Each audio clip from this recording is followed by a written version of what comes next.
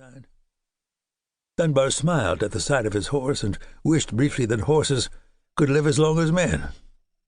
With luck, Cisco would be around for 10 or 12 more years. Other horses would follow, but this was a once-in-a-lifetime animal. There would be no replacing him once he was gone.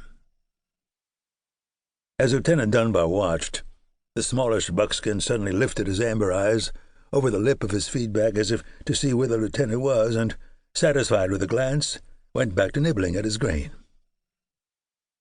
Dunbar squared himself on the seat and slid a hand inside his tunic, drawing out a folded piece of paper. He was worried about this sheet of army paper because his orders were written down here. He had run his dark, pupilless eyes across this paper half a dozen times since he left Fort Hays, but no amount of study could make him feel any better. His name was misspelled twice. The liquor-breathed major who had signed the paper had clumsily dragged a sleeve over the ink before it dried, and the official signature was badly smeared.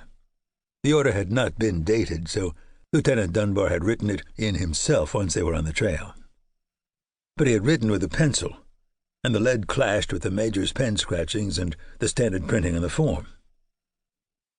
Lieutenant Dunbar sighed at the official paper. It didn't look like an army order. It looked like trash. Looking at the order reminded him of how it came to be, and that troubled him even more. That weird interview with the liquor-breathed major. In his eagerness to be posted, he'd gone straight from the train depot to headquarters. The major was the first and only person he'd spoken to between the time he'd arrived and the time later that afternoon when he'd clambered up on the wagon to take a seat next to the stinking Timmins. The major's bloodshot eyes had held him for a long time. When he finally spoke, the tone was boldly sarcastic. "Indian fighter, huh?" Lieutenant Dunbar had never seen an Indian, much less fought one. "Well, not at this moment, sir. I suppose I could be. I can fight." "A fighter, huh?" Lieutenant Dunbar had not replied to this. They stared silently at one another for what seemed a long time before the major began to write. He wrote furiously, ignorant of the sweat cascading down his temples. Dunbar could see more oily drops sitting in formation on top of the nearly bald head. Greasy strips of the major's remaining hair were plastered along his skull. It was a style that reminded Lieutenant Dunbar of something unhealthy. The major paused in his scribbling only once. He coughed up a wad of phlegm and spattered into an ugly pail at the side of the desk. At that moment, Lieutenant Dunbar wished the encounter to be over. Everything about this man made him think of sickness. Lieutenant Dunbar had it pegged better than he knew, because this major had, for some time, clung to sanity by the slenderest thread, and the thread had finally snapped 10 minutes before Lieutenant Dunbar walked into the office. The major had sat calmly at his desk, hands clasped neatly in front of him, and forgotten his entire life. It had been a powerless life, fueled by the pitiful handouts that come to those who serve obediently but make no mark.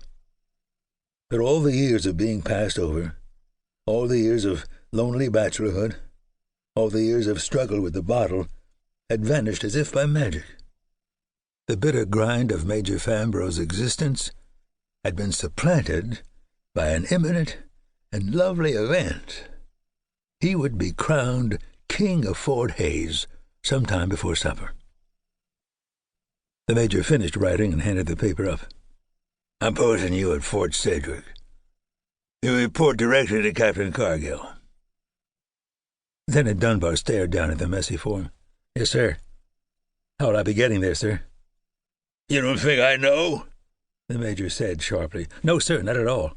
It's just that I don't know." The major leaned back in his chair, shoved both hands down the front of his pants, and smiled smugly. "I'm in a generous mood, and I will grant your boon. A wagon loaded with goods of the realm leaves shortly.